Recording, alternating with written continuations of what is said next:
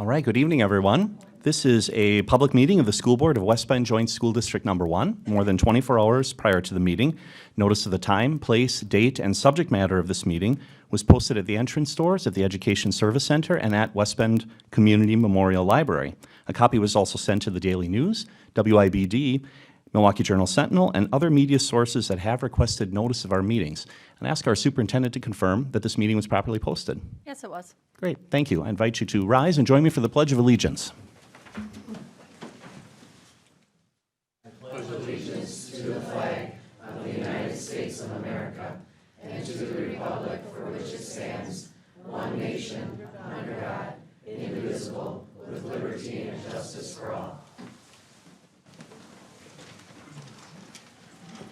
All right, thank you, everyone. We recognize a quorum of our board with 7 members present. 6 individuals are present here, and we have Tanya Schmidt joining us by teleconference here. And so, just as advance notice to the board, all of our votes will be by roll call in accordance with board policy.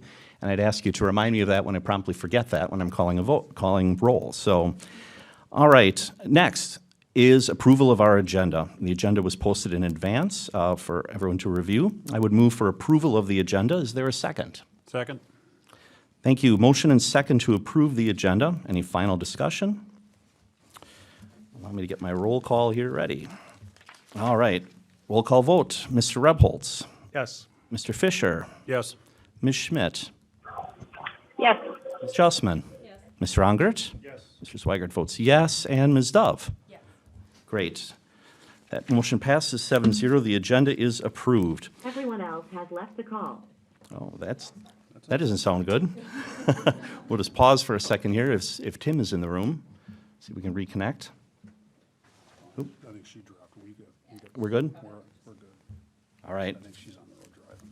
All right. Well, we're on to a non-action item, and so I'm sure Tanya will join us soon. Oh, there we go. Tanya, we have you back. Almost. All right. Willis. Sorry about that. Okay, here we go. We're back in business. All right. Time for some recognitions. And, normally we have recognitions of students and athletes, and we always appreciate that. Tonight's a little bit different. We would Everyone else has left the call. We'll get that straightened out. Yeah, that'd be great. Thank you. All right. So what we'd like to do is take some time as a board to recognize individuals who are retiring from the district after many years of service to our students and our staff and our community. Supervisors, administrators, and colleagues have shared many words of recognition for these individuals, and we'd like to read some of the comments that were shared with the board regarding each of these outstanding members of the West Bend School District team. And so we're each going to take a turn, and Nancy, if you could get us started. Well, this one couldn't be more fitting for me because I've had great experiences with this individual. So I would ask that Amy Wiskershon please come forward. So wherever you're comfy, how's that? So one thing that I would like to say that's probably on here, but I'm going to say it again. Amy's smile is completely infectious. If you have not had an opportunity to speak with her, please do, because the minute she smiles, you're just engaged and you just want to know more about her. So Amy is being recognized this evening because sadly she's retiring, and I teased her and said I was going to vote no, but I did vote yes. So Amy has worked for the district for 34 years. She started her career at Badger Middle School. She worked there for 27 years teaching mostly math, with a few years teaching language arts as well. 8 years ago, she joined the staff at Silverbrook Middle School, where she taught social studies for 2 years. For the last 5 years, she's been part of the 6th grade math team. She can always be counted on to have an engaging math lesson and also to take time to help a struggling student or encourage a colleague. She brings an infectious, positive attitude to every room she enters. Her smile and incredible energy make everyone around her happier and ready to take on the challenges ahead. She pitches in and helps out whenever needed and always keeps her focus on what is best for the kids. She will be greatly missed by everyone at Silverbrook, as well as her many former students and colleagues. Amy, the school board wishes to congratulate you on your retirement and to thank you for your many years of service. Thank you.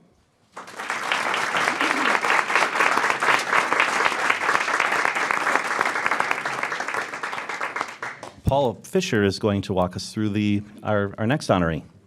Would Darlene Rell from the school nutrition team please stand to be recognized? Welcome, Darlene. So Darlene started with the school nutrition department in January of 1999, working as a sub and for a short time at Barton Elementary. She then moved to the high school where she has worked ever since. Darlene has worn many hats and worked in countless different roles. Darlene has contributed to the success of the district in so many different ways that it would take days to read them all here. One that stands out to many people, however, even many years later, was her incredible work to ensure the department's success when the rollout of the Federal Healthy, Hungry, Free Kids Act of 2010 took place. Read that one 5 times fast. That was a major undertaking across the country at the time as the legislation overhauled a significant portion of school nutrition operations in schools across the country. The West Bend School District could not have successfully implemented this new practices required by that law without Darlene's leadership. That leadership has continued uninterrupted throughout her career, stepping in on several critical projects to help the team excel. Darlene comes to work each day with a smile on her face. Students and staff alike absolutely adore her. She is always willing to lend a helping hand to do whatever is needed to get the job done. We are going to miss her dearly, but wish her all the best in her new adventure. Darlene, the school board wishes to congratulate you on your retirement and to thank you for your many years of dedicated service. Thank you.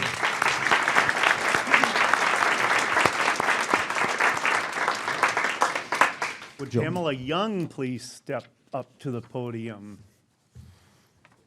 Pamela Young is from our school nutrition team. Pamela started with the department in May of 2005 as a sub for a short time, but it was immediately apparent that she was extremely skilled, and shortly later she moved into a rotational position in Jackson. Her hard work resulted in several other promotions, including to assistant cook and finally to the high school cook role. Pamela is a pillar in keeping our high school kitchen running. With her wealth of knowledge, she has helped train a number of team members and ensures that food quality is the top priority. Not only does she help in providing food to our high schools, she also helps prepare food for some of our district elementary schools, contracted parochial schools, daycares, and Head Starts. Pamela takes great pride in her work. Her experience and great sense of humor will be missed by all. We wish her all the best in her new endeavors. And Pamela, the school board wishes to congratulate you and thank you for your years of dedicated service to the school district. Thank you.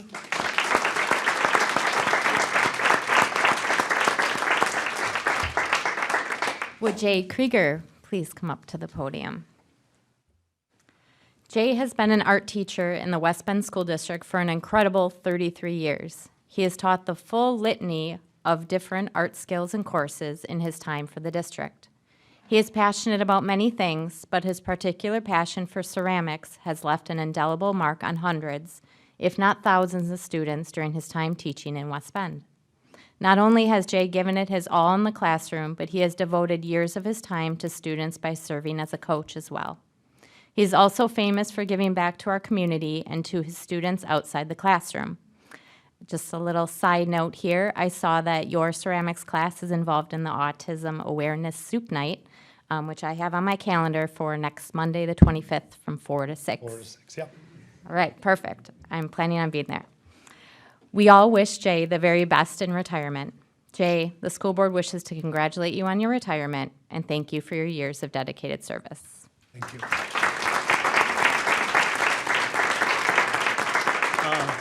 Hang on, Jay, will you stand up again? Just have one more thing for Jay. Jay coached my son from 2010 to 2014, and I was informing my son we were honoring Coach Krieger today. From an athlete's perspective, he had a couple things to say about you. In 2014, we won the conference championship. Jay that year would always show us up on the putting green and make bombs. Those of you who don't know, Jay could beat all his students. He's a very good golfer. He was a great coach and always pushed us to focus on every single shot and let the bad ones go. Thank you, Coach Krieger, for coaching me. And he wanted to give you 2 pictures for your conference championship. So,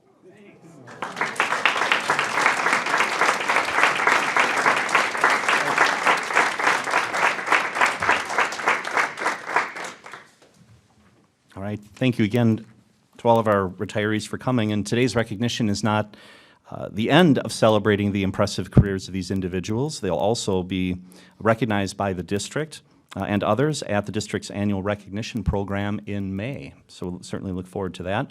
And to all of our retirees, on behalf of the school board, please accept our congratulations and heartfelt thanks to each of you for everything you've done for the students, the staff, and the families of our community. One last round of applause.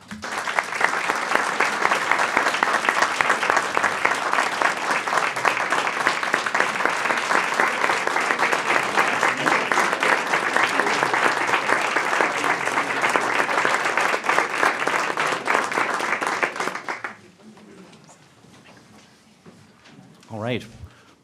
We are glad to have so many guests here tonight, and I'm sure many of you came for supporting the retirees, honorees tonight. This is the time, though, that we pause. We always welcome having guests here. If anyone is looking at this time to exit the meeting, we're not going to be offended. Otherwise, we'll move forward with our normal business. We'll just take a pause for a moment. Thanks. Thank you. Thank you. Congratulations. Thank you. Thank you.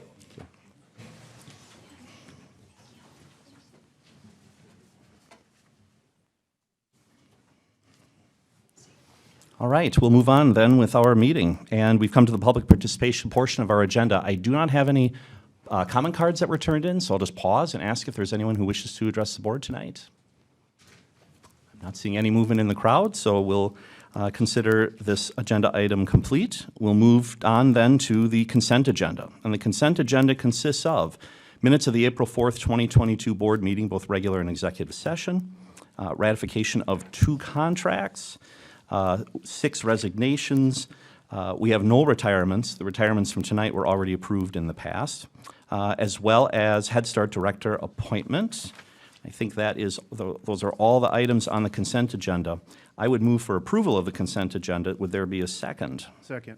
Motion and second to approve the consent agenda. Any final discussion? Hearing none, I will call the roll. Mr. Swigert votes yes. Mr. Fisher? Yes. Ms. Dove? Yes. Ms. Schmidt? Yes. Mr. Rebholz? Yes. Ms. Justman? Yes. Mr. Ongert? Yes. Thank you. That motion carries, and the consent agenda is approved. All right. We move on then to reports, and the first report item are school reports for Jackson and early learning. I'm sure Dr. Reese will let us know and just update. Darcy Vanna Anestein, principal of Jackson, couldn't be with us this evening. He is here. She did make Yes. it in. We're Recent update. Yeah, there you go. I was like, well, I'm not sure. Carry on then. So 2 school reports tonight. We have Jamie Momsen and Matt Durant that are going to present for early learning and 4K. And we have Darcy Van Edestein presenting for Jackson. And Darcy will start us out, and then the other team will come up and join you. Thank you.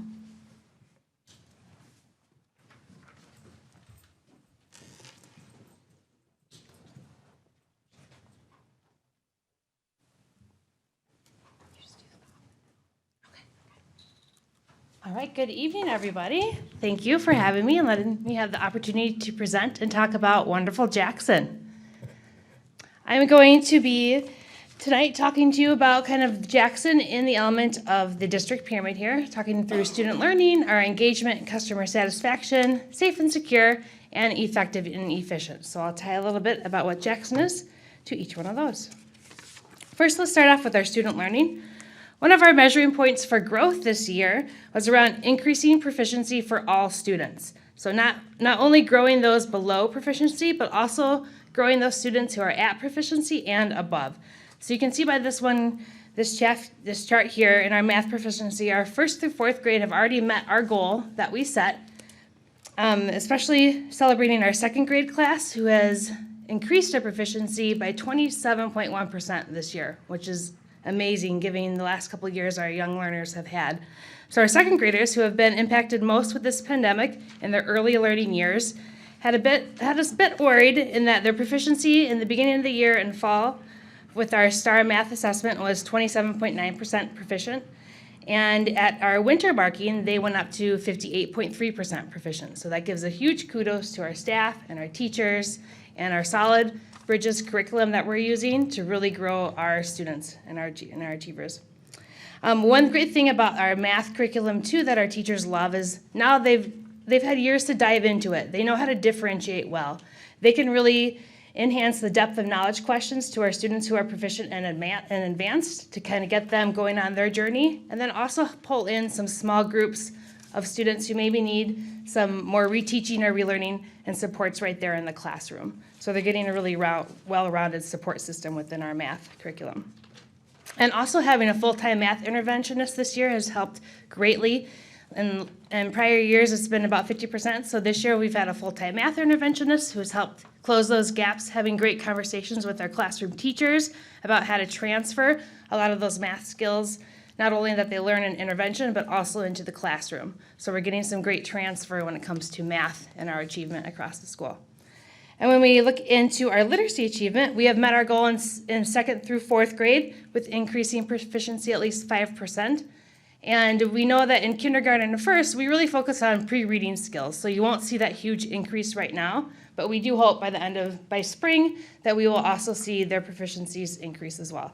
So that's a little taste about our student learning and how we are growing here.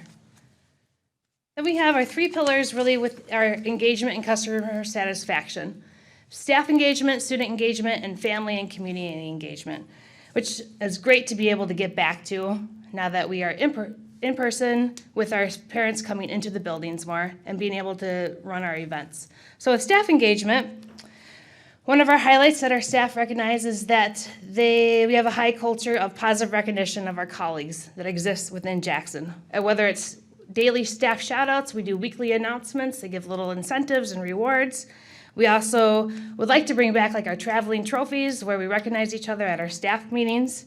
One of our staff members' highest thing that they talk about when we do our SOAR analysis at the end of the year, where they do the strengths, opportunities, aspirations, results thing, they talk about how we're there for one another. They just love the culture there. We're very collaborative, ready to help out whenever. Even if a first grade classroom floods, everybody is all hands on deck. They move to another classroom, set it all up within an hour, and they're ready to go. So we really have a great positive staff culture and just feeling collaborative and connected to one another. An area that I would love to get better at with my own staff is just giving them the feedback that they want, that's beneficial to them. Yes, I may have check boxes that I am looking for, but I need to connect with them a little bit more, teachers and support staff, on what is it that they feel is a priority in the feedback that they want to receive.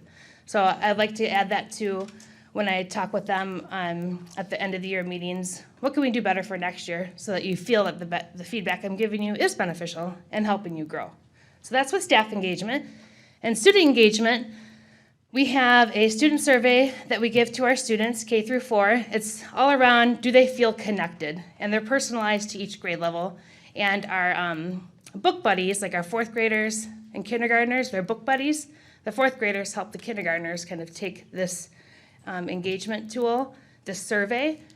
And what it does is it helps us reveal who's connected and who's not connected. And if the students are not feeling connected, we'll assign on-site mentors to them with our staff that are willing. A lot of times our counselor, school psych, or family liaison will do small student groups to increase those peer relations or whatever is they are feeling is a gap within their overall well-being as a kiddo. And then we also have wraparound supports for students too, whether it's from social-emotional, whether it is from like Backpack Friday programs where we can give them food and just other great supports like that that our staff are doing on their own time as well. And then we have family and community engagement. It's great to be back inside of Jackson. We have an involved PTO. We're shifting over with leadership, which is great because now we have some younger families of younger kiddos into those roles, those president, vice president roles that'll help really build our PTO even more. It's great because they're jumping in and we're diving back into our carnival, which is a huge thing that we do, in-person book fairs, big teacher nights, field trips. So it's great just to have that feel of school again and having it fun with family and volunteers helping out. One of the other great things that makes Jackson so special is our community service projects. And I just want to list a few that have a couple staff members that are super proud of putting a little presentation together, so if you guys have time, you can click on that community service projects and kind of dive in to see pictures that go along with the different projects, ranging from Stars and Stripes honor flights that we do to send a veteran on an honor flight. Students and staff and families created 32 breakfast baskets that were assembled and given out to Stillwater Church during Christmas time. We have students in K4 that wrote Valentine's cards to local area living facilities, assisted living facilities. And then at the end of this month, we have a great community cleanup where we're picking up the trash at Hickory Park, Jackson Park, and our own area, and the whole school is all involved in that. So really, we are excited to be back in the family and community engagement aspect of our school. And then next we have Safe and Secure. And I presented on this a little bit in January when we had our behavior presentation and about the standard response protocol. And I think most schools are really diving into that. That's our common language that we set this year. We had week-long spring safety drills, fall safety drills in October, and there was video guides for students and staff, so nobody felt like they were on an island or alone. It was student-friendly language in a K4 setting, so they knew what to do in each of the, in any of the safety drills that we did. And then we have our behavior plan, which is really responsive to students and teachers and families. And you can see right now our referrals, we have 0 to 1 student referrals for minors or majors are at 84.3%. So almost 85% of our students have had 0 to 1 referral, which is fantastic, and still gives us a designation with the RTI Center of a Silver Behavior Award. So we're doing some great, awesome things in Jackson. We do frequent checks for on referrals too. Say if a student has 3 referrals within 3 weeks, that's a flag for us. We're trying to think, all right, there's something up in that little kiddo's world. What are we gonna do? What do we need to do? So we talk with teachers, we talk with parents, we see if there's anything that needs to be connected to wrap around that kiddo. And then for our teachers too, a lot of times they're working with those kids day in and day out and they don't know quite where to go to. So we give them the resources. So we have it where they can do a connect and review. Maybe they're meeting with the counselor and the school psych and myself and the family liaison, just like, hey, can you help me troubleshoot around these different things? And then maybe the next step after that, all right, now it's a more formalized process. Let's get the family involved. What strategies do they use at home? So we're really we have like a tiered process in supporting not only our teachers, but our students and our families when it comes to the well-being of all of our kiddos. And then we thrive on our JJWay tickets, both in the classroom and school-wide. So there's classroom incentives and school-wide incentives. And we have fabulous all-school incentives too, which you'll see some pictures at the end of this presentation. Just to keep that excitement and that focus on being safe, being respectful, being responsible, and being ready to learn all year long. So that is safe and secure. And then we have effective and efficient, and many things that we're working on here. One of the big things that our staff wanted was for all of our aides to really have some more focused literacy training. Since our focus in the district has been literacy, we wanted our aides to have that too. A lot of times they're not included in professional development or professional development days. So our literacy specialist worked with our aides and myself to get them kind of up to speed on how to support groups and stuff in the classroom, because it's limited for the teachers to be able to do that. So we wanted to make sure that our aides had some solid literacy practices to go forward with.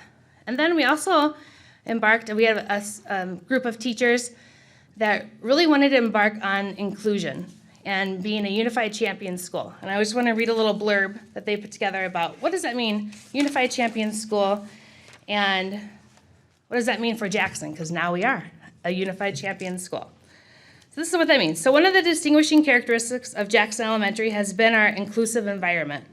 Although we say this is a strength, we know there is always room to grow and improve. Because of this, a group has begun working with Special Olympics of Wisconsin to make Jackson Elementary a designated Unified Champion School for inclusion. There are 3 key areas to work to establish and improve in schools. These are the whole school environment, inclusive youth leadership, and inclusive sports and fitness. So at Jackson, we're focusing this year really on the whole school environment and engagement, and have been celebrating different awareness days where we're educating our staff and students about a variety of abilities and challenges people have. We've also worked to create a unified champion school library that includes a variety of texts to help build understanding, compassion, and empathy for people with our staff. And the idea of all of this is that education and knowledge builds awareness, understanding, compassion, and empathy for differences among others, especially around abilities.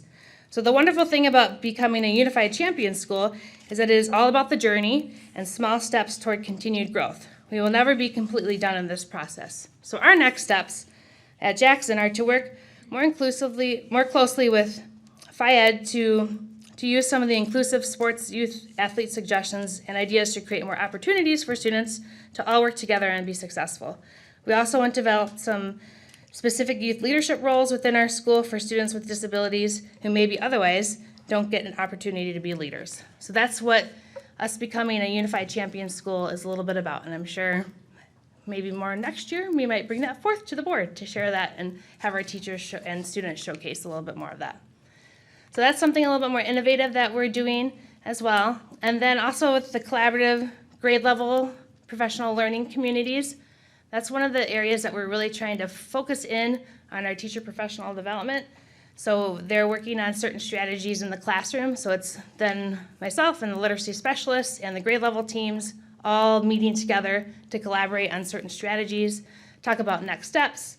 Teachers go out and implement those practices in their classroom and they come back with some results and we talk about how did it go? What do we need to tweak? What needs to change? And so if you have some time, there's a lesson and example of what that is about when we talk about our wonderful literacy practices that we're starting to do here. All right, and then here's some picture highlights of some great things at Jackson. We have some student leadership opportunities, not only through our assemblies and being MCs, but also through our 3rd and 4th grade ambassadors. They really do a lot of great work and are a driving force also around our community service too. We have the Battle of the Books, which is popular there in Jackson and is growing. We have the Jackson Jinglers, where they presented at the, sang at the Pfizer for the Marquette game. Our community service, which I talked about. We have Great Spirit dress-up days, always trying to add that fun in there, both students and staff. Our art teacher has really done an awesome job at creating K4 art installations. So now that families are back in the building, hopefully we can invite you in for those. So it's more of a thematic theme, K4, and it's them using different media to showcase a similar theme in an art installation. And then we have book buddies, which is great to have, 2nd and 3rd graders reading to each other, kindergarten and 4th graders reading to each other. So they have those peer mentors and models.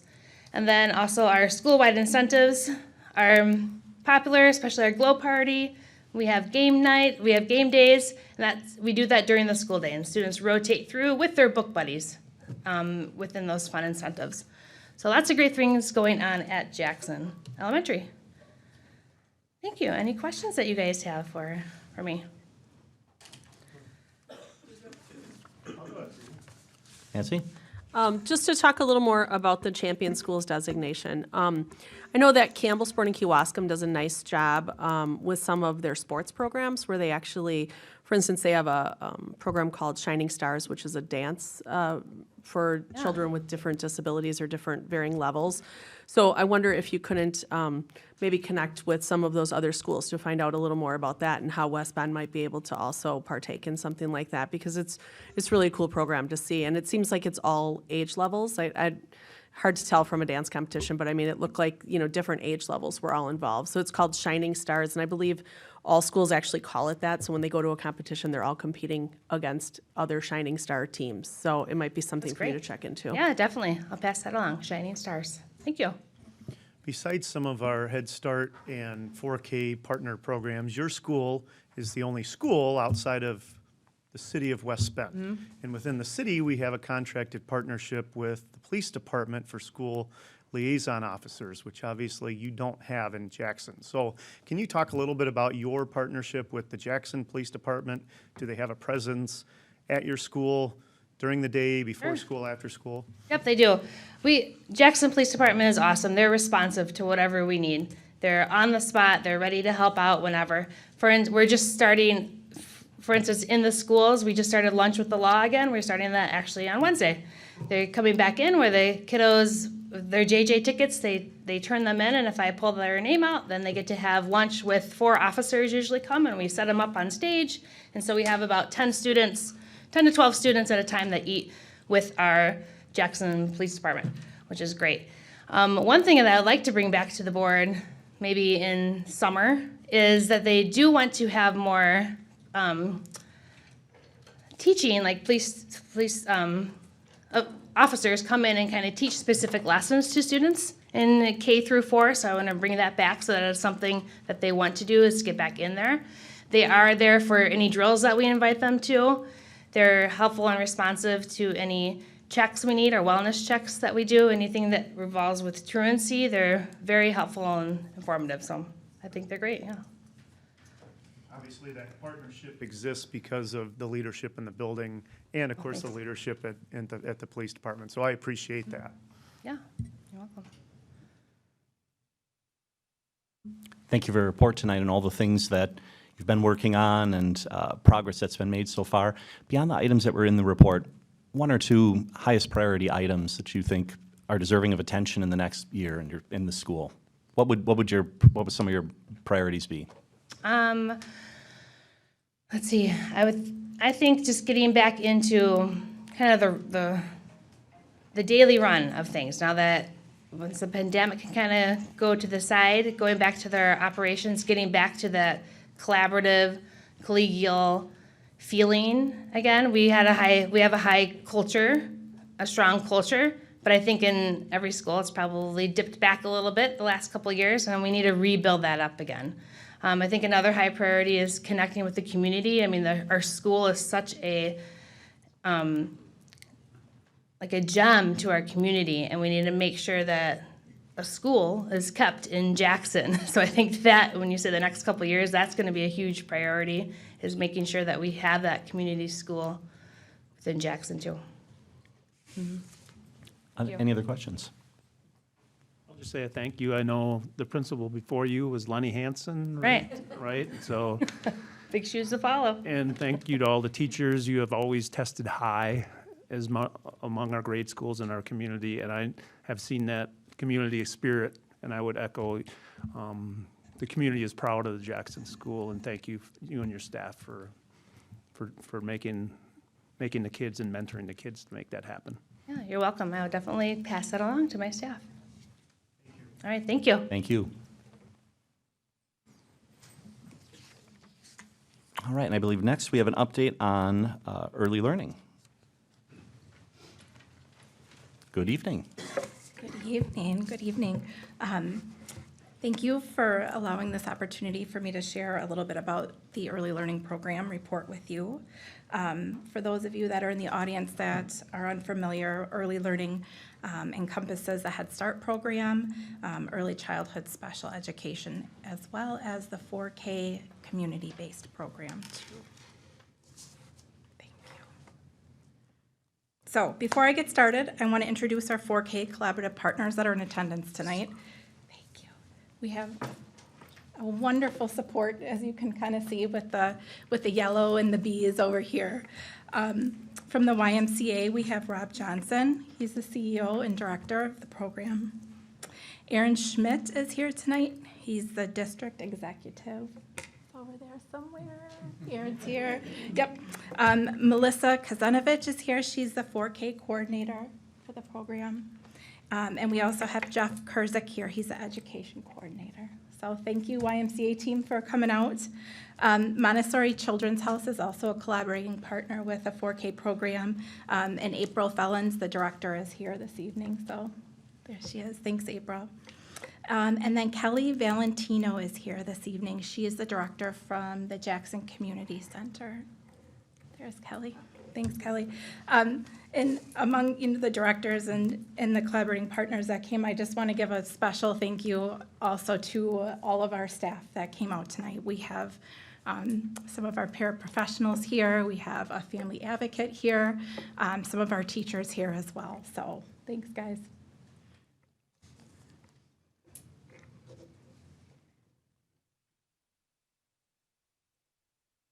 All right, so I'm going to share a little bit about the program through the lens of the early learning lens of the pyramid, the pyramid model here, and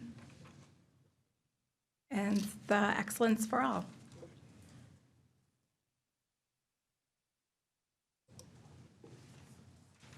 All right, so the first piece that I'm going to talk with you about this evening is the student learning. So what I have up here are a few different pieces of what we do in early learning. We use creative curriculum, which is a comprehensive research-based curriculum where students are learning through hands-on discovery experiences, and it encompasses a large domain, social emotional development, physical, which is fine motor, gross motor, mathematics, literacy, and cognition. And then Teaching Strategies Gold is the assessment tool that goes along with the creative curriculum that we use. And if you see up there on the slide, there's kind of a color band that looks like a rainbow. So that is the continuum that we use for assessing growth. And I think what's really neat about this assessment tool that we use is no matter where the students are when they come into our program, they're going to show growth through that model. So the other piece up there is the PALS screener. So PALS is the phonological awareness literacy screener that we do 3 times a year in our program. We're looking at name, writing, alphabet recognition, sound, rhyme, those pieces. Those students are assessed with a baseline, the mid-year, and then at the end of the year to show growth. And then the left side there shows the Teaching Strategies Gold. We have 3 checkpoints during the year for the Head Start program, and then 2 checkpoints for the 4K program. So I can talk a little bit about the growth for Head Start, but I don't have the second checkpoint for 4K to discuss with you guys tonight.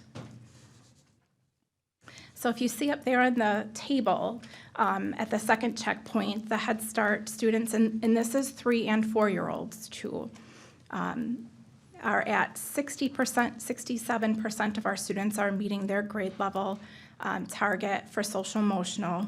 And at the beginning of the year, it was 21%. So already showing a lot of growth.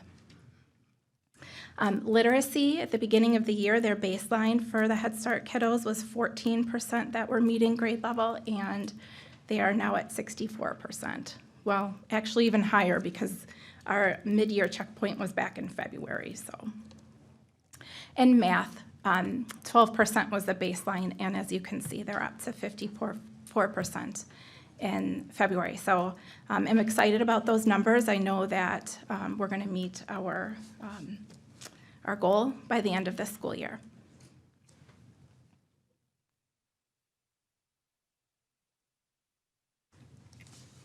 All right, so engagement and customer satisfaction. I'm going to look at this through 2 areas. We have our staff engagement and then also our family engagement. I can tell you a few years ago, we tried to survey our students, and you can imagine kind of how that went with the 3 and 4-year-olds. So we decided families would be a little bit better. Our employee engagement survey, we highlighted a few things up there. So 100% of our certified staff show engagement that direct supervisors' statements are aligned with their actions. And if you peek at the other side over there, the paraprofessional and our support staff, that was a little bit lagging in that area. So the action steps that we took this year were to kind of beef up our monthly staff meetings that we have with all of our paraprofessionals and provide operational input about things that are going on in the program, but then also to gather information from them and how we can make things better. So I believe that those have been very valuable to us this year. And we've also invited paraprofessional staff to attend some of our professional development trainings too that are pertinent to the work that they do every day because we do value them very much. And they're a big part of our program. So the family survey, excuse me, I pulled the questions out that were around challenging behavior. So on the left side, you'll see the 4K data, and the question is, when children have problem behavior in the classroom, are the teachers reaching out and letting us know about it? Are they working with us on it? And you can see there's a little bit room for improvement on that one as well.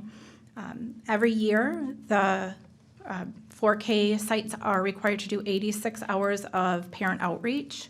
So the action steps we're going to take from that data is to focus more on supporting families in that challenging behavior that children might be exhibiting at school or at home, and make those connections a little bit better.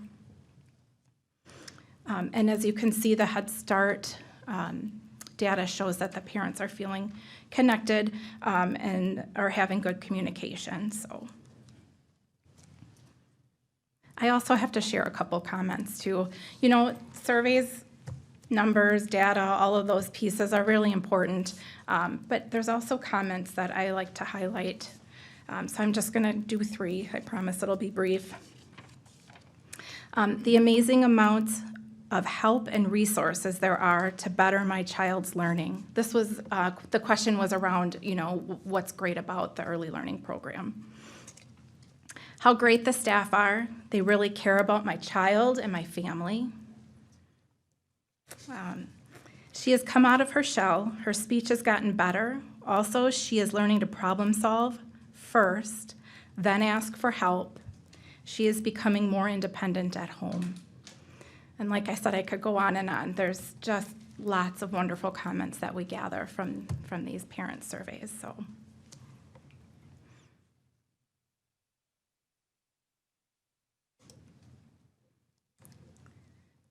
All right, safe and secure is the next item I'm going to talk with you guys about. So early learning is a little different. There aren't majors and minors when we look at challenging behavior. We collect all behavior data. So when you look at our behavior incident reports, you will see a higher number, but they're not major things that we're dealing with. It might be something as simple as a child who's having trouble transitioning from playtime to snack or large group to recess, and we're just kind of looking for the antecedents and patterns. After we gather that data and we look at it, our SST team works collaboratively to kind of problem solve and put interventions in place. So, a little different.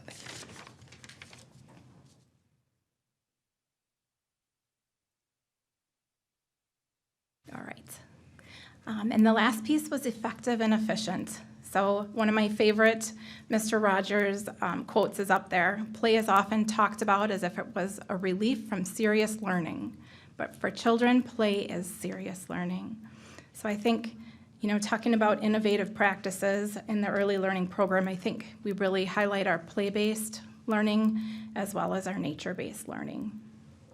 And I put kind of a continuum up there so you can see the difference. Nature-based learning can be, you know, incorporating some nature things outside into the classroom, maybe teaching a lesson outside once a day. Or it can be you're spending, you know, 4 mornings a week outside, and that the outside is your classroom. So in our program, it definitely is a continuum, but all of our classrooms are somewhere on that continuum incorporating those practices.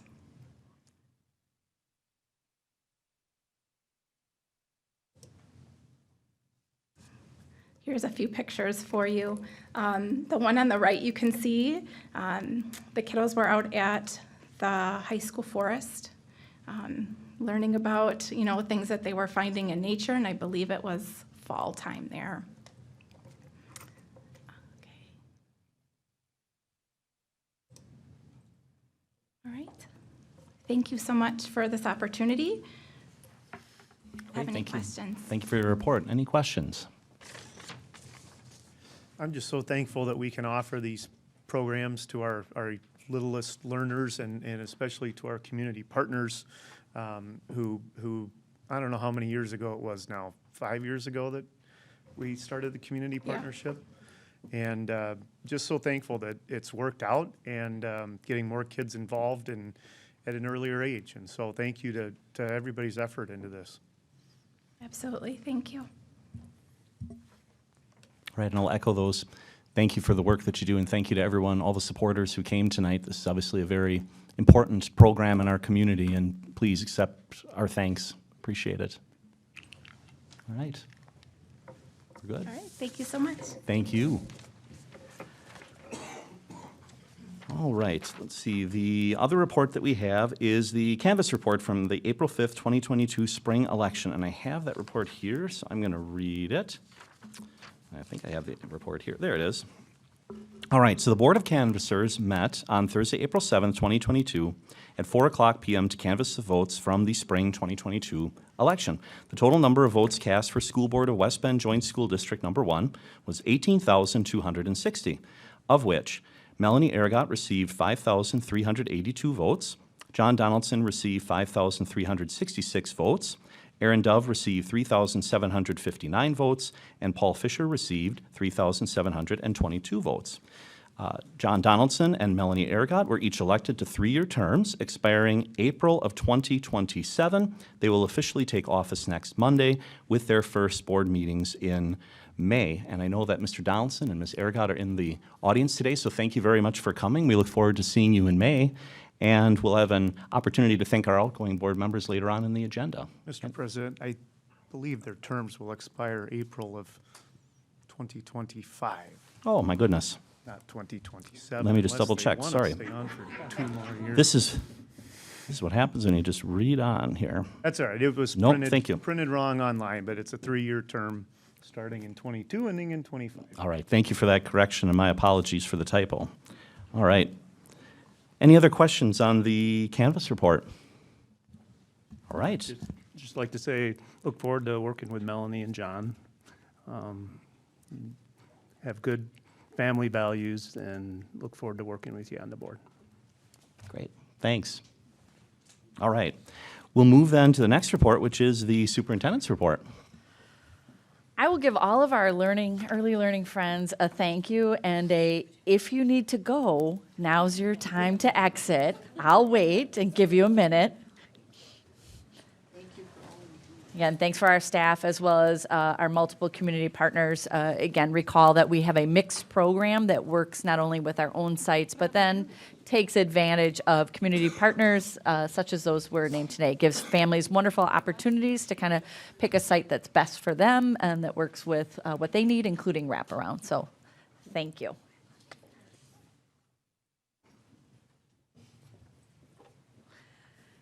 Like we say with the students, I'm sure they're running off to go do their homework tonight, right?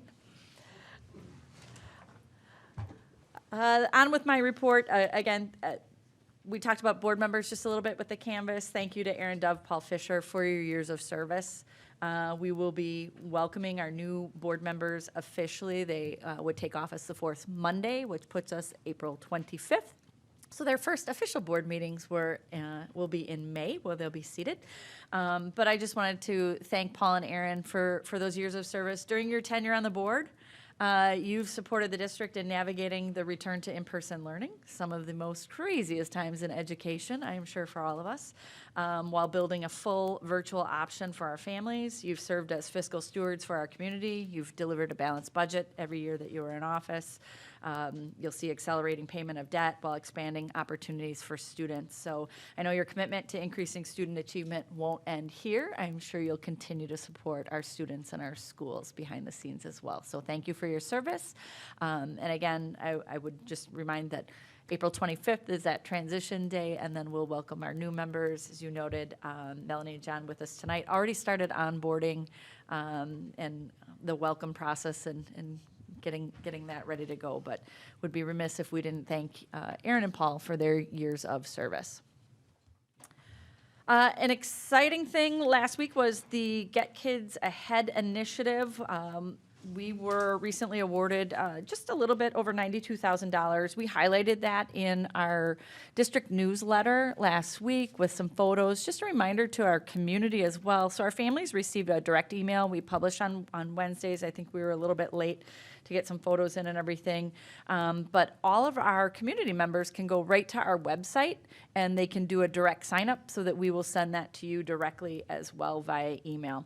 So we're just noticing that this is at one-time funding. We'll assess our mental health framework to understand if there's specific gaps or areas of need. Sometimes people ask, like, oh, are you going to hire this or that with those funds? No, because those are one-time dollars. So we don't kind of engage in something that's ongoing. We'll do the analysis and then look at it to bolster. One of the reasons that the governor came specifically to West Bend high schools was, I wish our Boys and Girls Club friends were here, was specifically because West Bend East senior Jada Campbell's speech. She was recognized as the Youth of the Year for Washington County from the Boys and Girls Club.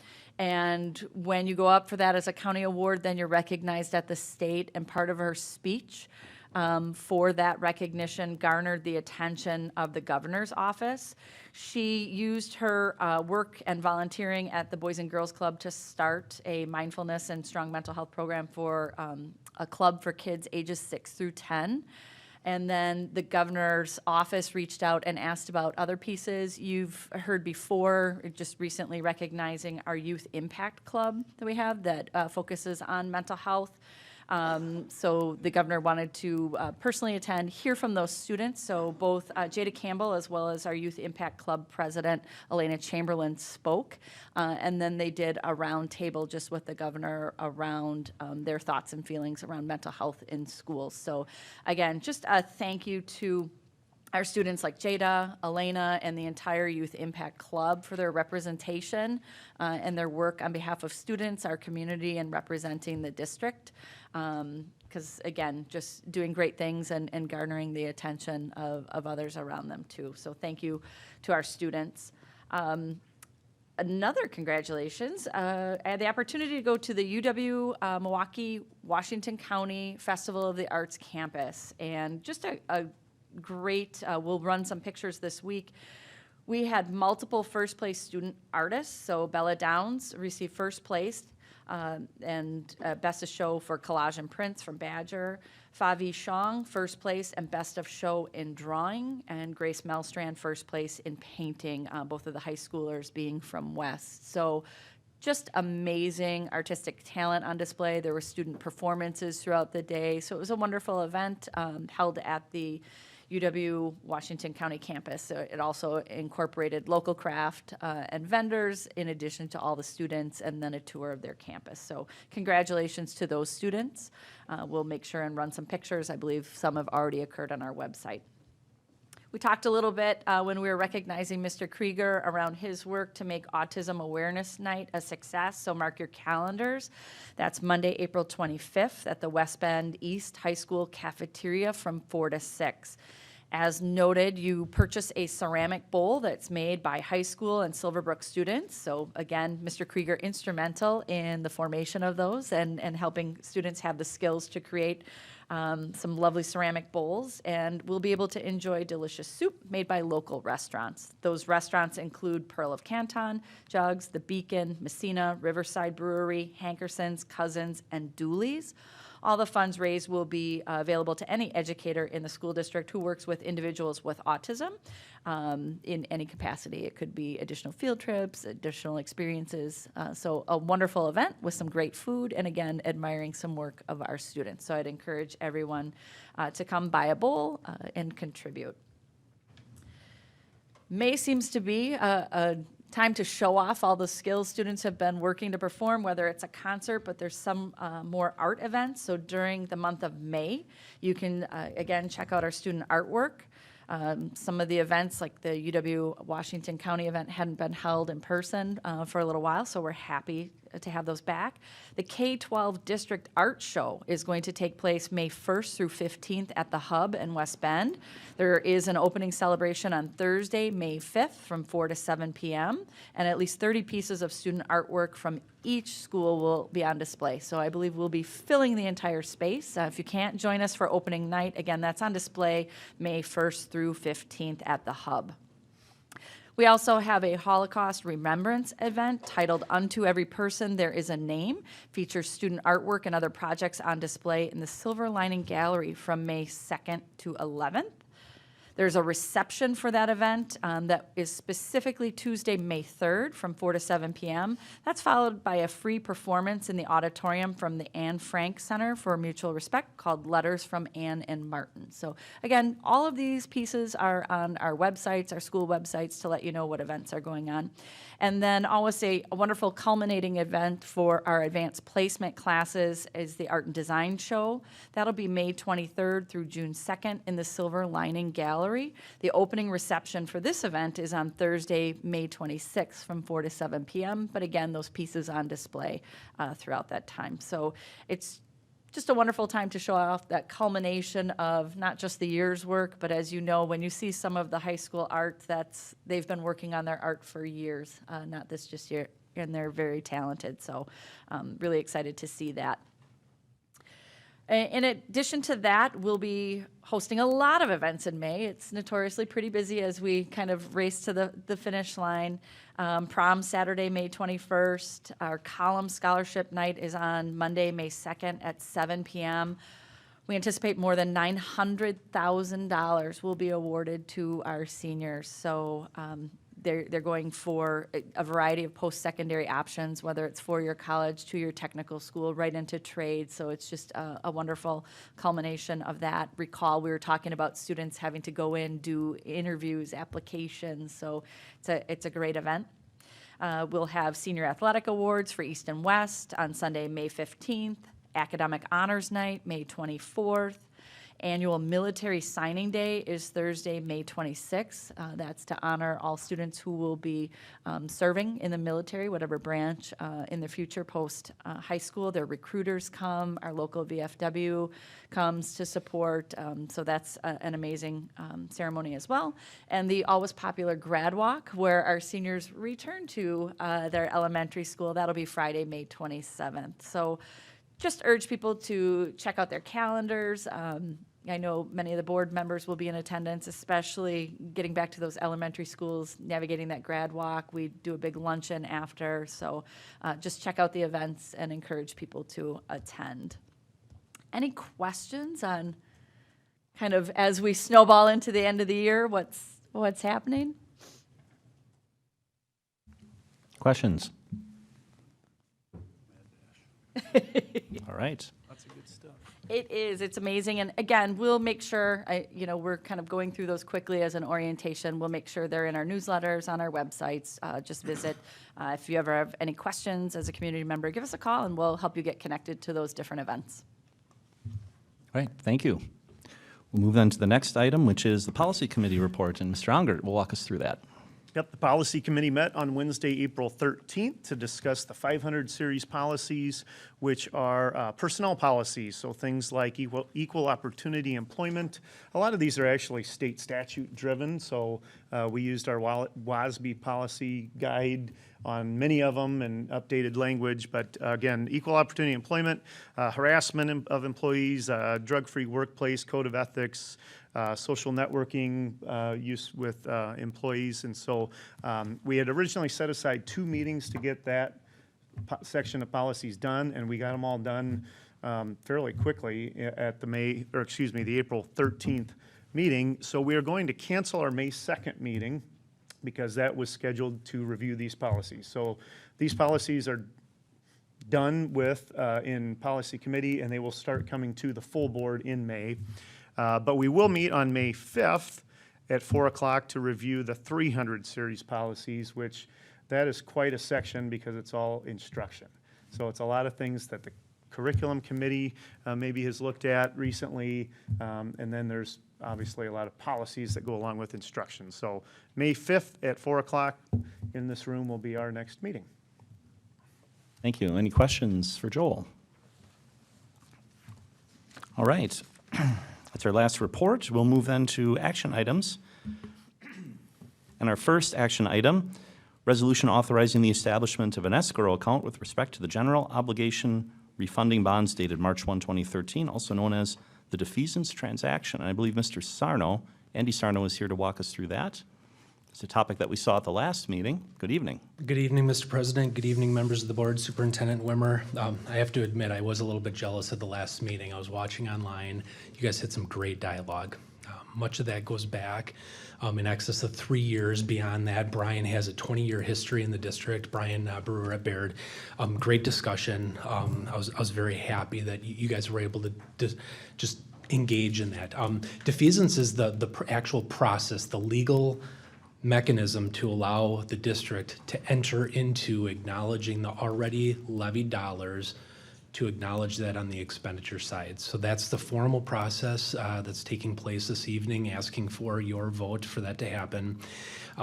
It is something that has been reviewed by not just Brian Brewer, myself. I think there's been a handful of times in my 20 years that this has happened. This opportunity exists for us to be able to utilize. It's also been reviewed by Quarles and Brady, who's our legal team on this. It's been reviewed additionally by an independent CPA, making sure that everything makes sense, making sure those dollars, even though they've been held in an interest-bearing account, again, this is just the acknowledgement of these dollars. Be happy to answer any questions if you have any.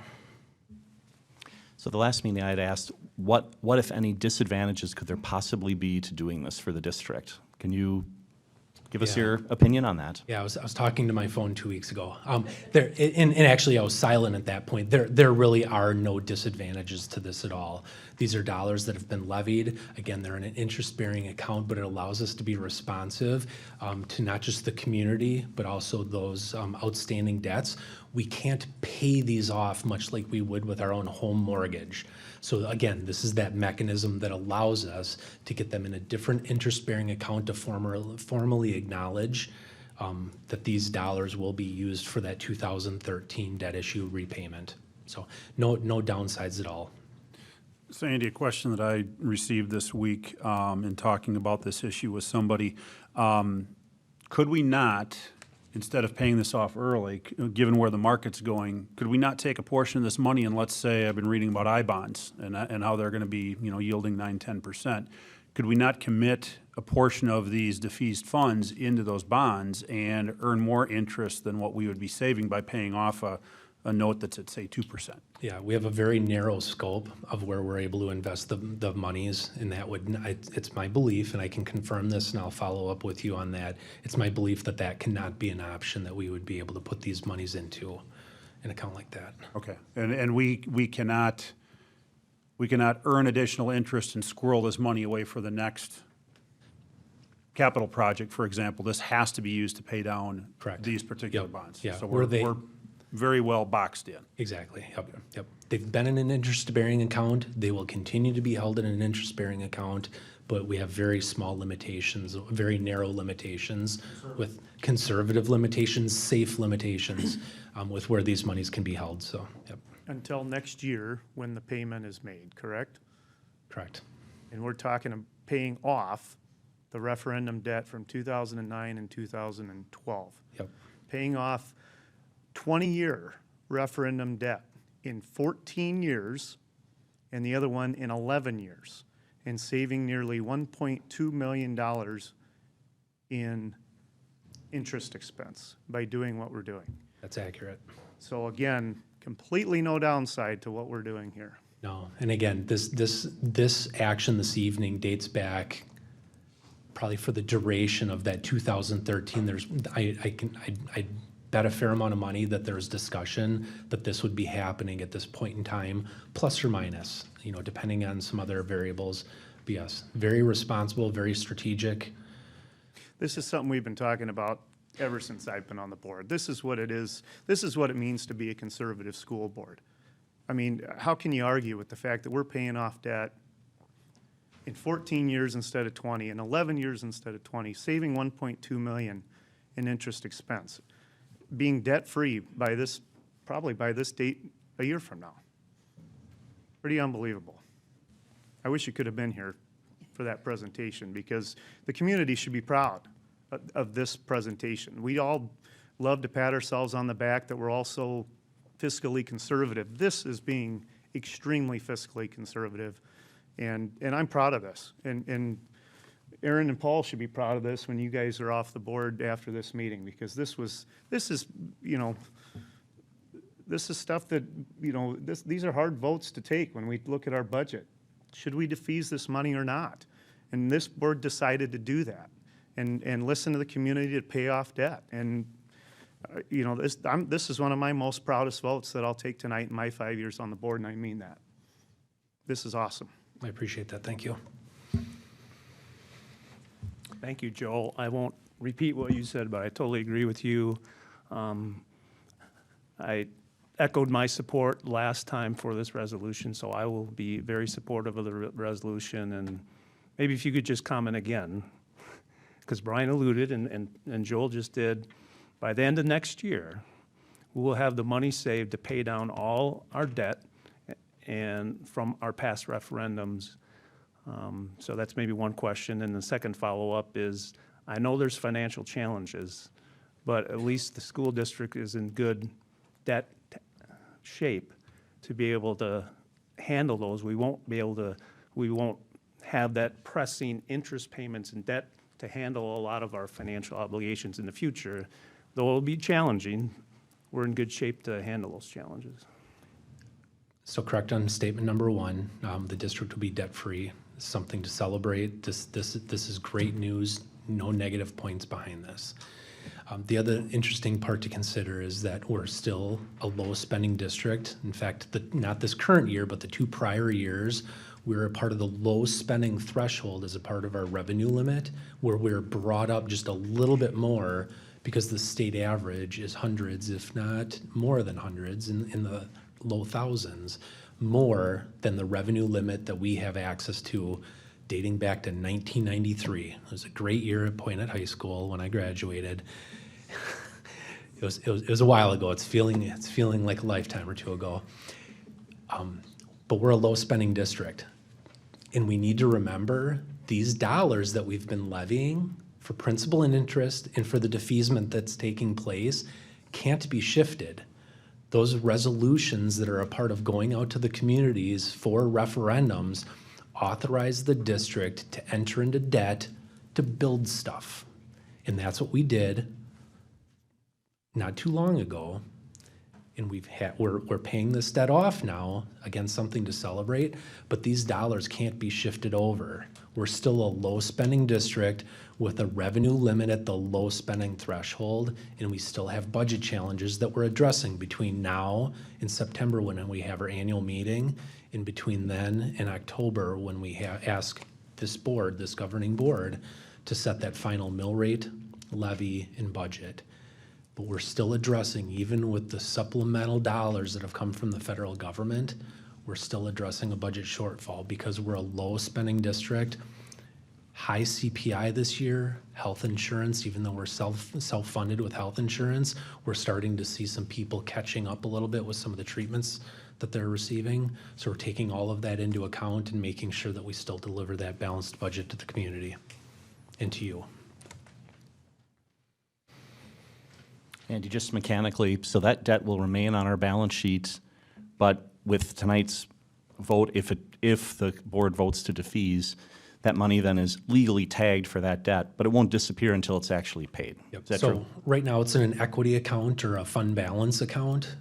This resolution that's brought in forward will then acknowledge that as an expenditure that will then impact future years' state aid and our spending, and so that will be recognized as an expenditure. Technically, it's still our dollars, but the action tonight actually puts it one step closer to the banks. Thank you.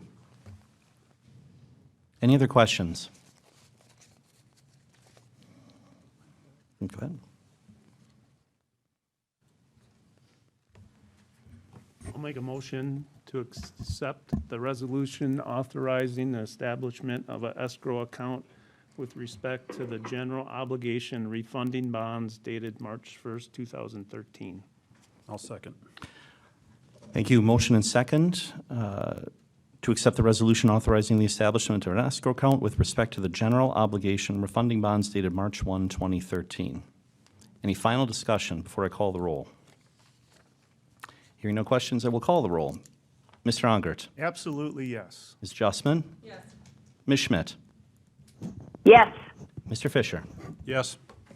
Ms. Dove? Yes. Mr. Rebholz? Yes. And Mr. Swigert votes yes as well. That motion carries 7-0. Thank you for your work on that. Appreciate it. Thank you so much. Thank you to this board, to prior boards in the community for helping us achieve this important milestone. All right, we'll move on then to revenues and expenses in the aggregate for July 2021 through March 2022. And Mr. Steiner will walk us through that as well. I appreciate that. This is something that's brought forward on a quarterly basis. It's cumulative throughout the year. Our fiscal year starts July 1st, rolls through June 30th. So the information attached to this board agenda is for the first 9 months of the fiscal year, technically the first 7 months of the school year. So it's through March 31st of 2022. We compare two sets of data. We take this year's budget, we compare it to the activity to date. Additionally, for the same time period, for the same 9 months of the fiscal year, we take last year's budget, compare it to the fiscal year-to-date information at that point in time. And so really what we're doing, and I've explained this, and it's just as much for the community and reminders to all of us, is just looking for outliers. It allows us to check and balance. As we had a debt rating call this last summer for that refinance of the $9.3 million, $130,000 savings from that opportunity. The debt rating agency really liked that we allow that opportunity because it identifies areas that we need to watch and monitor. So the different funds that we have are blocked out. Generally speaking, revenues are in green by our different coding. It's part of our chart of accounts. Expenditures are shaded orange. And then again, we have our budget actual for the current year in the first middle column, middle area, last year's information, and then that furthest right area is just that variance. So just as an example, our local revenues were up 21.4% compared to last year. That's timing of the payment of our municipalities. They've been very responsive this year in regards to the tax collections, getting that to us recording that. So just as an example of what we're looking for and being able to explain why those variances occur. We'll notice expenditures and revenues, the top two orange lines are just slightly increased. That's primarily due to the timing of payrolls in comparison to last year.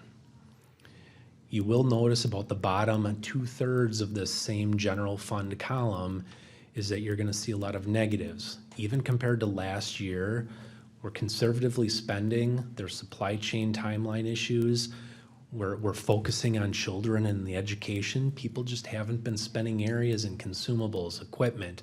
About the only area that we have been is that dues and fees, that bottom line. People have been re-engaging much more with their professional organizations. So that's why you'll see, and it's not a big dollar amount, but it's 29, almost 30% increase in comparing this year's activity to date. So again, those are the types of things that I'll make sure that I give the new board members an opportunity to engage in dialogue. So that's the general fund. Things are proceeding as accordingly as we would anticipate at this point in time. I have no concerns at all. Next area that we have is our 20 fund. So this is where we house our special education. Let me scroll down. There we go. Gift fund. This is actually not just our high school, which you can see last year's information was very large compared to this year. That was a new GASB, the Governmental Accounting Standards Board, that we migrated to be in compliance with their requirements. But this year, in taking a look at the budget to actual, both on the revenue and expenditure side, kids are active. They're doing club stuff, they're raising money, they're spending money, they're having their activities. That's great to see. Still doing it safe, but we're engaged with the kids in doing what they need to do for their own dollars and clubs. Fund 27 is special education. I described that as all the individual education plans for students with some specific needs. On the revenue side and expenditure, no outlying variables. I did note that we haven't received an aid payment from CESA 6 as we had last year. I'll make sure I follow up with a call up there to ask where those dollars are.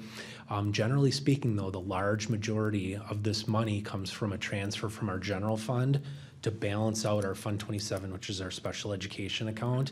That transfer doesn't happen until the latter part of July prior to our audit. So that's a big dollar amount that we'll continually see zero, even potentially through that Q4, all 12 months, depending on when that report is given in July. We're making sure that we're monitoring grant claims, doing that timely despite low interest income, just making sure that our cash flow is appropriate. On the expenditure side, lagging just slightly behind just slightly ahead of salaries compared to last year, but benefits are lagging just behind a little bit. I believe that's due to people changing some larger expenditures, health insurance, going from family plans to single, balancing that out. Again, conservative spending that we're going to be seeing here as well. Fund 29 is our Head Start.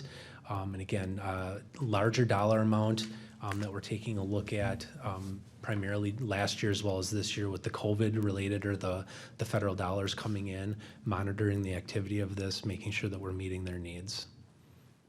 The detail of this, there's no outliers that I have concern. Fund 38, which is our non-referendum debt, again, principal and interest payments are recorded accordingly. Fall is interest only.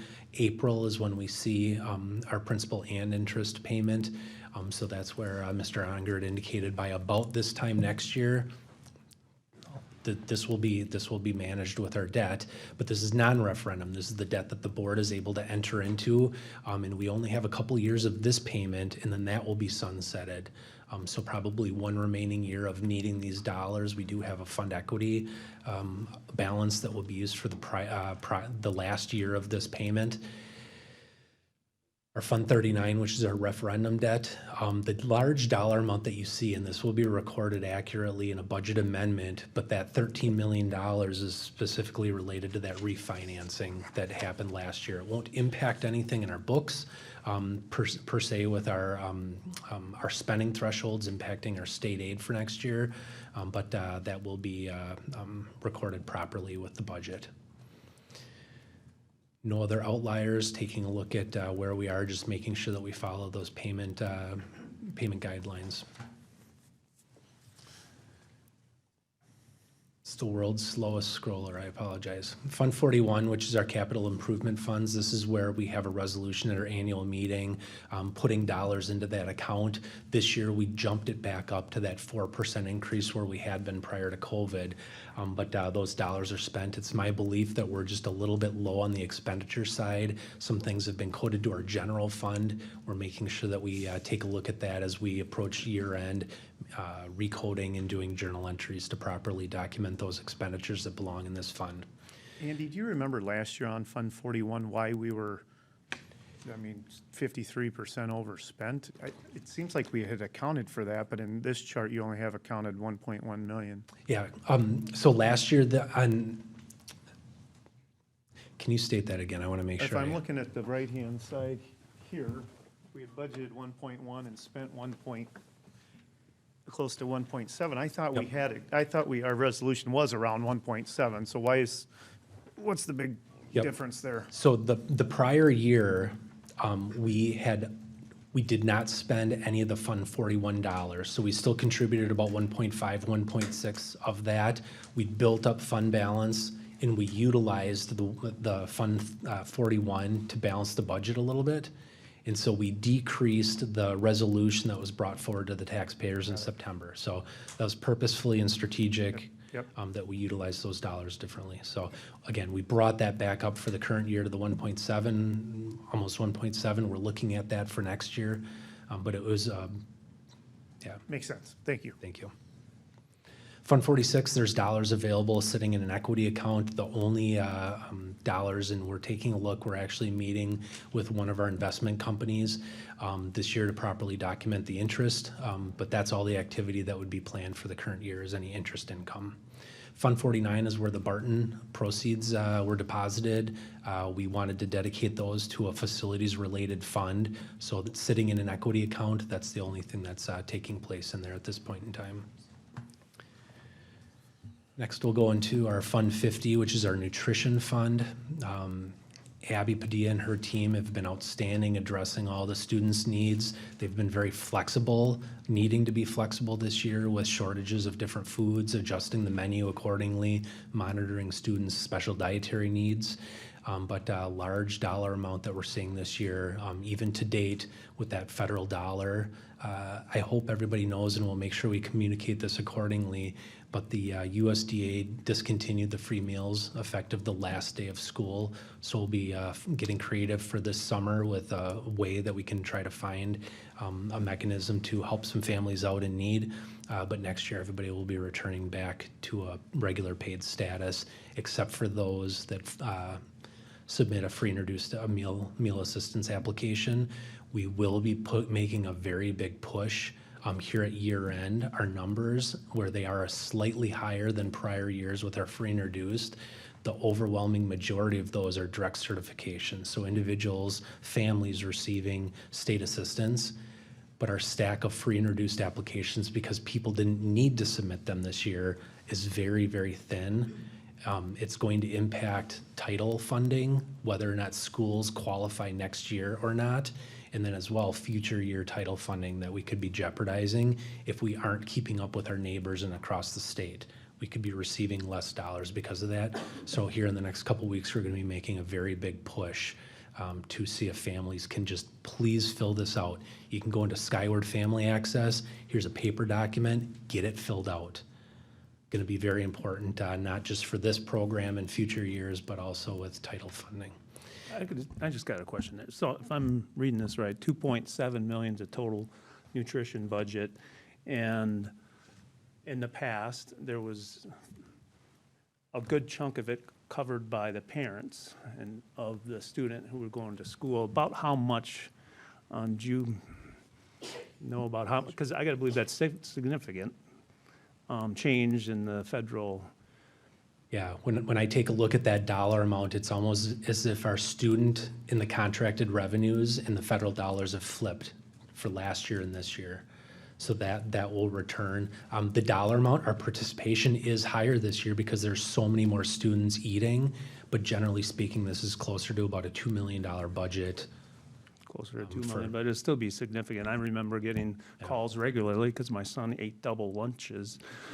And our money would run out, but there hasn't been no calls for money because it's all been free. So it is going to be a communication path that families are going to, and that's what you're working on. Yep. So I would just encourage us to be ahead of the game there before next school year comes and families have to. We'll be kicking that off at the next board meeting with a recommendation for meal prices for next year, so that'll engage the dialogue with those. And then as well, we'll make sure that we hit up a communication plan on social media, going out to PTOs and in all those different communications. So Can families get free and reduced lunches throughout the summer if they qualify? historically, that's been run through the city. So the city of West Bend has operated a program at Ragnar Park.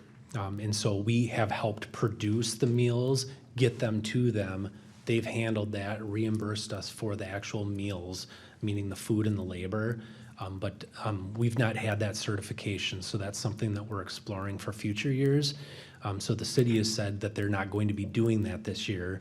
We've had a couple community partners reach out, and so that's what we're exploring is if there's some donations. We're still operating a little bit of a summer program with our summer school.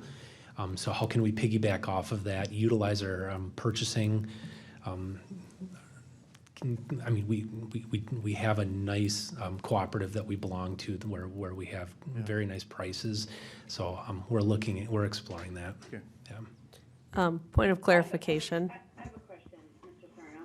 This is Tani. Let Tony go first. I know that inflation has hit the grocery stores. Do we need to account for higher prices in the market for the food that we're buying? Yep, certainly. So all of the food that we purchase is under a cooperative bid. But that being said, that cooperative bid, which is handled on a year-by-year basis, does need to be monitored. So we will be looking at that for next year. So that's being taken into account for those meal prices that'll be brought forward in the next couple of weeks. Okay, thank you. Absolutely. It is only one free lunch per student per day because I have someone who eats twice, and I can tell you that our account is still being hit. So just for for purposes of that, so yes, just one per day. All right. And we still have been offering things like our à la carte meals, and so, I mean, there has been a little bit of activity above and beyond just the meals. But, yeah, it will be different next year. Fund 73 is our other post-employment benefit account. This is where our retirees with their pension, we have our health continuation, we had our first payment go out to a retiree into a TSA account. But generally speaking though, much like last year, very little activity until we make a transfer at year end. Legally, it has to happen before July 31st. We will monitor that as it relates to our self-funded health insurance, but our retirees have been great about making timely payments for the current year. In fact, we've underestimated that just a little bit. Last couple of funds, we have our Community Services Fund. This is where I point out at our annual meeting all those programs and services that are a part of this. I call it anything outside of a typical school day. Our city has been a little bit more timely in billing us for the school resource officers. Our middle school activities specific to sports has been much more active this year. Everything is trending very well, much more kind of normal is a good way to put it. Last fund is our cooperative hockey team that we have. We're the fiscal agents, and that is wrapping up. We're very much more near the budget this year than we were in prior years. Last year's budgeted amount is actually an amended budget, but trending much better. We're getting into a norm with that and anticipating expenditures as well as the revenues that we're charging for those schools. No surplus is expected. We actually, any additional dollars we would send back to the schools. They're able to do with it what they wish to do, but trending is anticipated. Went through that very quickly. I wanted to make sure that I gave it due justice since S&P likes it so much. Motion to accept the revenues and expenses in the aggregate July 2021 through March 2022 report as presented. Second. Thank you. Motion and second to accept the revenue and expenses in the aggregate as presented. Pause for any final discussion. All right. Hearing none, I will call the roll. Mr. Fisher? Yes. Ms. Dove? Yes. Mr. Rebholz? Yes. Mr. Swigert votes yes. Ms. Schmidt? Yes. Ms. Justman? Yes. And Mr. Ongert? Yes. Thank you. That motion passes. Thank you for your presentations tonight. Appreciate it. All right. Our next action item is interim board officers. And Superintendent, I can kick this off, or would you like to? Again, noting that our transition officially occurs on the fourth Monday, which is the 25th. We don't have a board meeting until May. And it's at that time that we'll go through all the different various committees, different roles. We'll talk about that. And then we don't kind of recombobulate the board and take formal action on that till the second meeting in May. That gives us a little bit of a gap in service. So we certainly have had to navigate short-term gaps if someone's traveling out of town for work, et cetera, and we have the ability to kind of pull in a sub. This is just a longer term from the 25th till that second meeting in May, where we would officially have those roles in place. So to do that, we just, again, there's a policy in place where the president can assign the interim. We just wanted to make sure and have that discussion so people understood with that substitution and how long that would actually take place. Again, that would only take place from April 25th until the board takes formal action and kind of, like I said, reassigns roles. That way the new board members are able to participate fully in the discussion in May, think about the different roles, responsibilities, committees, and then that gets formalized in the second meeting. Any questions on that? All right, since it's the chair's or the president's prerogative to nominate folks, I would move that Nancy Justman serve as interim vice president and Joel Ongert serve as interim clerk, beginning on April 27th until our board organization is complete. Any questions on that? That is a motion. Slight correction, Chris, Monday, April 25th. Oh, I'm sorry, Monday, April 25th. Thank you. Something with sevens tonight. There was something with sevens tonight. I'll restate my motion. So, motion, I would move that Nancy Justman serve as interim vice president and Joel Ongert serve as interim clerk beginning April 25th until our board organization meeting is complete. There be a second? Second. Thank you. Motion and second for interim vice president and interim clerk. Any final discussion?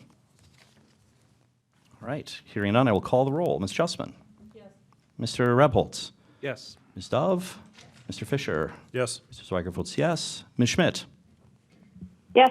And Mr. Ongert? Yes. All right, that motion passes. Thank you, and thank you for those who are going to serve in an interim role.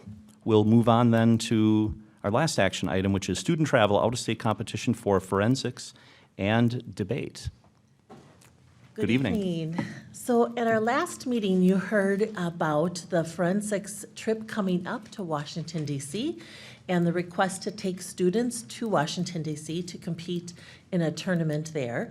Then this summer, students, our student debaters who have qualified for nationals would be going to Louisville, Kentucky, to compete at the national level in Louisville.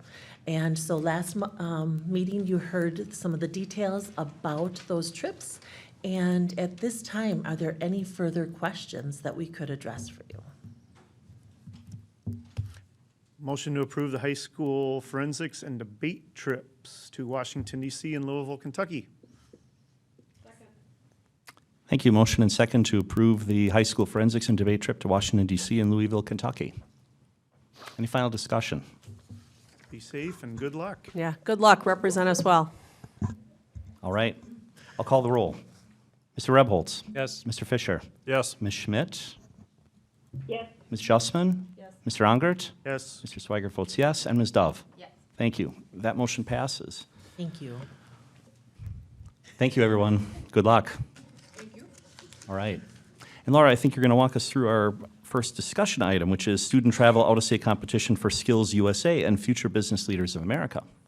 So you may have seen in the daily news recently that some of our students who were competing at the state level in the Skills USA competition were awarded the opportunity to go to Atlanta, Georgia this year to compete at the national level.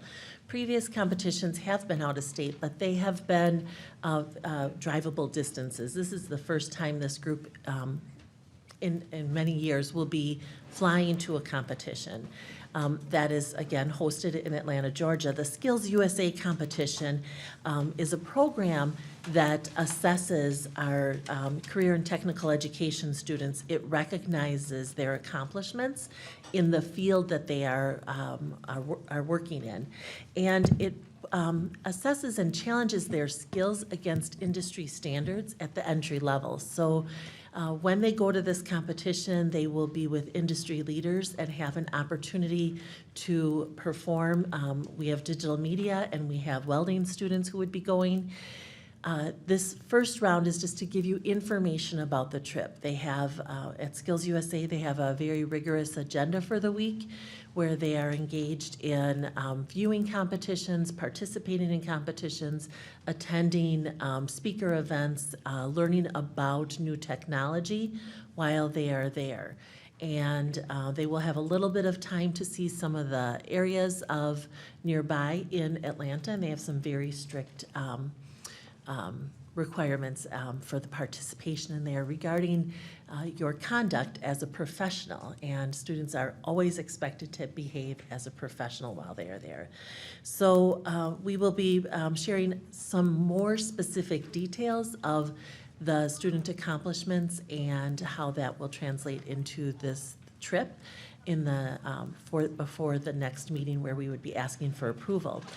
Similarly, with the Future Business Leaders of America, we recently learned that we have few students that are now qualified to go to nationals for the Future Business Leaders of America. That competition is also this summer, but that one is only in Chicago, Illinois. So they will be driving or taking the train to that competition. And they will only be staying one night in Chicago for that. But again, they have a schedule where students will have the opportunity to, I'm sorry, I want to get it right, so I'm going to check my notes. Oh, they have the opportunity to network with industry leaders, and they will be listening to keynote speakers in their area of business that they're focused on. They will, again, use their skills to participate in a competition, and they've earned that right to go. So we would be seeking the approval separately in two separate motions with one presentation. For the Skills USA competition in Atlanta, Georgia this summer in June, carries out to the first week, day of July. And for our students to participate in the Future Business Leaders of America National Competition in Chicago, Illinois. All right, so this is a discussion item, so we won't be taking action, but any questions in the meantime for Laura? Not really a question, just a statement. Sorry, Paul. I think it's an excellent opportunity for our students. I mean, obviously, we know that the trades are growing, and we know it's important to have our students involved at a young age so that they can decide, you know, what trade or what career path they might enjoy.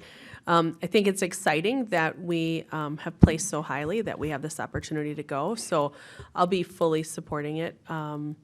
You know, I'd love to see kids being able to represent us outside of the state of Wisconsin because I think it's important to show off how great we are. So congrats to all the kids.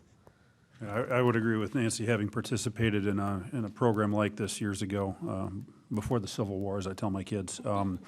Yeah, it's a great opportunity to start building that network. Do we have projected out-of-pocket costs, you know, costs to the family at this point? Yeah, essentially the cost to the family will involve the students' meals, additional expenses, things that they would want to participate in. When they go, for example, in Chicago, they'll have a little downtime, they will go together. So if they go to the aquarium, that would be an expense for the family. So it's more the incidentals and the student-specific meals and things like that. Okay, so hotel, airfare, that's all taken Correct. care of? That will be taken care of. Okay, great, thank you. All right, any other questions? All right, since this is discussion, we'll see this at our next board meeting, correct? Absolutely. Fantastic. And it's wonderful that the students get to attend again, because the last time obviously was before COVID hit, that they were able to participate in person on these. So I'm excited for our department leaders and our students that will be taking these trips. Thank you. Fantastic. All right, thank you. All right, so that was our last discussion item. So future agenda items, board meeting calendar. Just going to check my notes here. So we talked about a few changes related to the policy committee. So our next policy committee meeting will be held at 4 p.m. May 5th. That's scheduled to take place here at the Education Service Center. And then our next two regular board meetings will take place on May 9th and May 23rd, both at 5:30 p.m. and both at the Education Service Center here. Anything that I missed? Any questions on the calendar? All right. We can move then to items for follow-up and communication. Any items the board would like to see on future agenda? Any other items to discuss? I have just one. I didn't prepare anything for this, but wanted to thank Paul and Aaron for their service to the community, to the school district, to the board. I didn't really know the Fishers or Doves before this too well, but have gotten to know both families, and Sandy and Ryan, and it's funny that you both have three girls. I've gotten to know your girls as well, and they're all successful and about as nice and as cute as can be. And for people who don't know the Fishers or Doves, they do a lot more than just sitting here on the school board. Both Paul and Aaron and Sandy and Ryan with a lot of work in the MAC Fund, golf outings and volunteer center, Habitat for Humanity, your church. So both of these families really know how to give back. And I meant to do this today I ran out of time because my car broke down this morning, so we're down to one car in our house. But I meant to count how many school board meetings and committee meetings that you have been a part of in 3 years, and I didn't have time to do that. I would imagine it's pushing 200. And although we only meet, a couple of times a month for regular board meetings, we have special board meetings, we have closed sessions, we have, unfortunately, expulsion hearings, I was going to say, committee meetings, one-on-one meetings with the superintendent, one-on-one meetings with members of the administration, and so it's easily pushing 200 meetings. It's crazy to me to think how fast 3 years go by, but you've accomplished a lot in 3 years.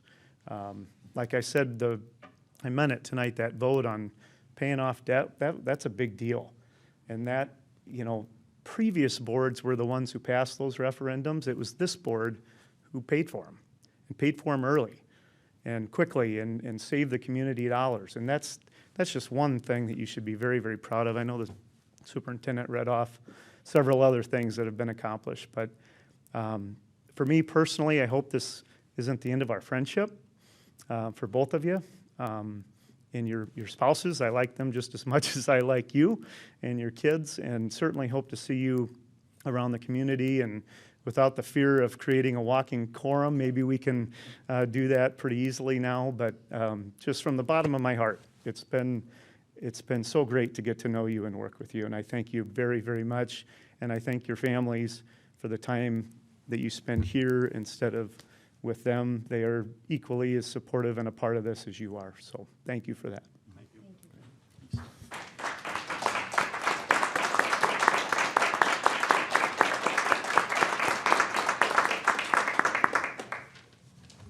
I'll just follow that with some summary comments myself. I really appreciate having you folks served on the board.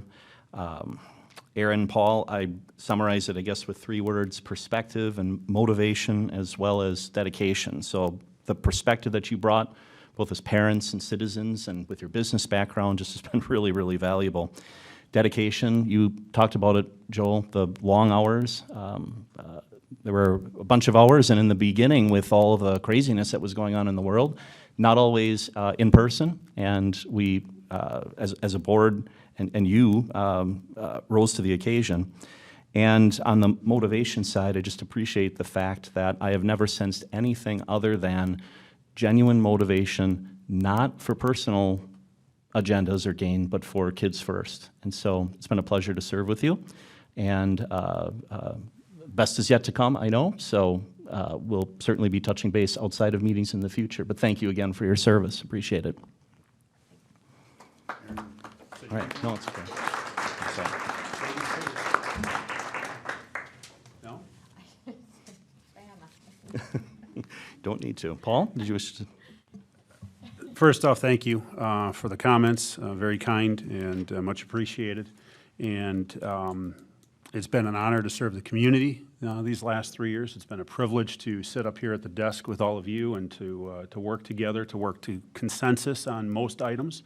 We didn't always come at it from the same perspective initially, but that's what a board does, a high-functioning board, and that's a great example of how this board fits. And to our teachers, to our support staff, our building leaders, administration, a big thank you. This is not an easy profession. My dad did it for 28 years, and there were plenty of dinner conversations that convinced me this is not the field I wanted to go into, even though I originally thought that was.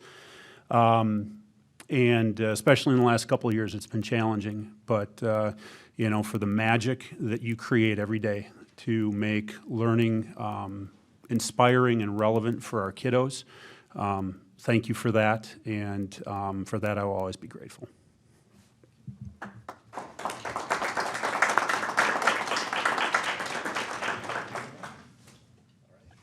The peer pressure. I'm just going to echo a lot of what Paul said. It's been a challenging 3 years, but I have no regrets with the work that we did here. I'm especially proud of the work that I did on the curriculum committee. I put in hours and hours and hours and hours of work, and I have no regrets about that work. I'm honored to have served in this role for 3 years. And I'll echo the kudos to the teachers. I've been involved in some capacity in public schools since my kids entered in. Well, my oldest is in college, so it's been a while. And I've been an advocate for all students since then, and I will continue to be an advocate outside of this role.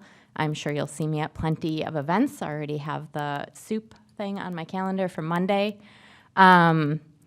My grandma was in education for years and years, and when I told her that I was running for school board 3 years ago, she very strongly encouraged me not to. Unfortunately, she did pass, but I think she'd be proud. So thank you all.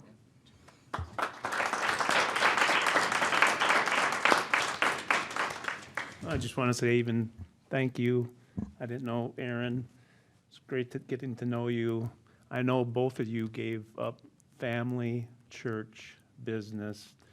You give away a lot with here, and welcome to having time back. And carry on with being great people. So pleasure to have served. I'll end on a sassy note as usual. I encourage you both to come here on Monday nights and give us your 3 minutes of opinions because those matter. So, you've got your opportunity to tell us whatever you'd like to talk about and however you feel that we should be listening stronger to whatever voice you might have. So I encourage you to do that. And of course, you can always watch on TV because that's a super fun thing to do on Monday nights as well.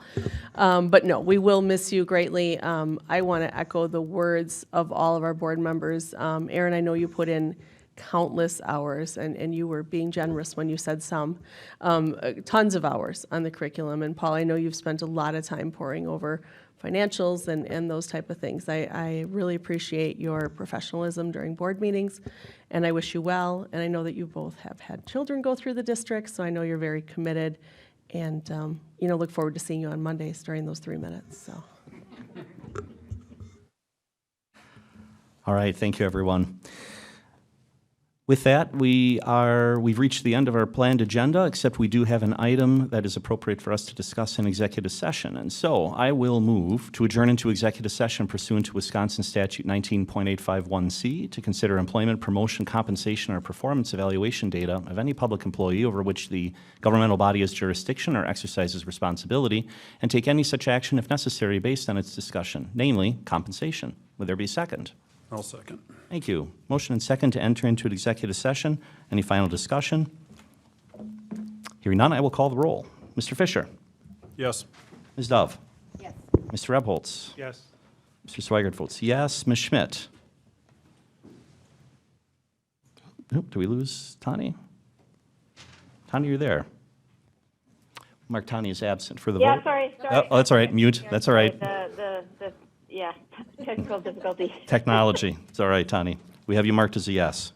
Ms. Justman? Yes. And Mr. Onkert? Yes. All right, that motion carries. Thank you. We are adjourned into executive session. Thank you for everyone for attending in person or online. Take care.